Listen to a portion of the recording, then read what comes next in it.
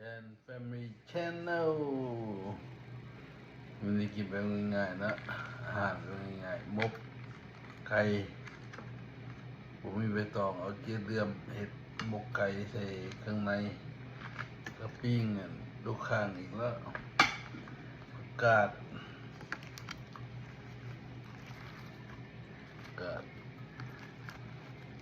แตง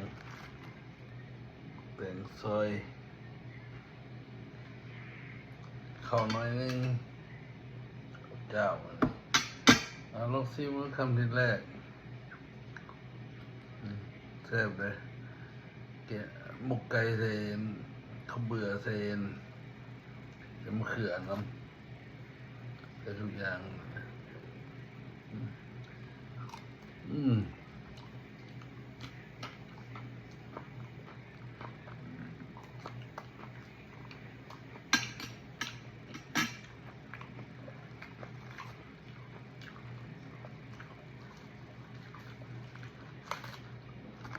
แล้ว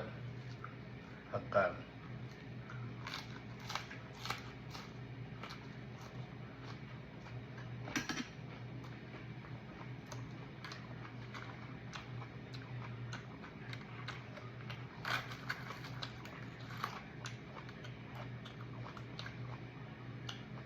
ใครรู้หัวใจ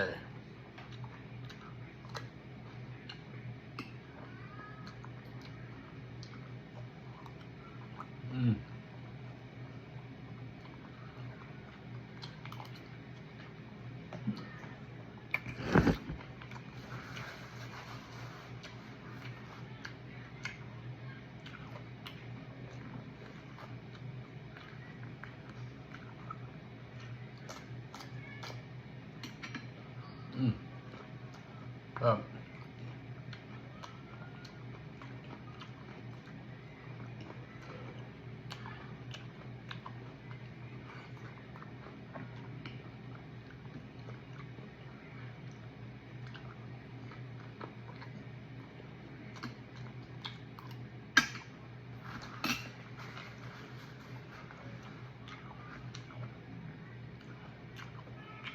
เอามาห้องนี้ก่อนคุณมีรอยนึงนะมักกับคนละตัวแต่ตัวใครเลยตัวกันขึ้นมามีอะไรพิมพ์ดีมาให้เบิ่งลูกกันอีกพี่น้องเอ้ยบาย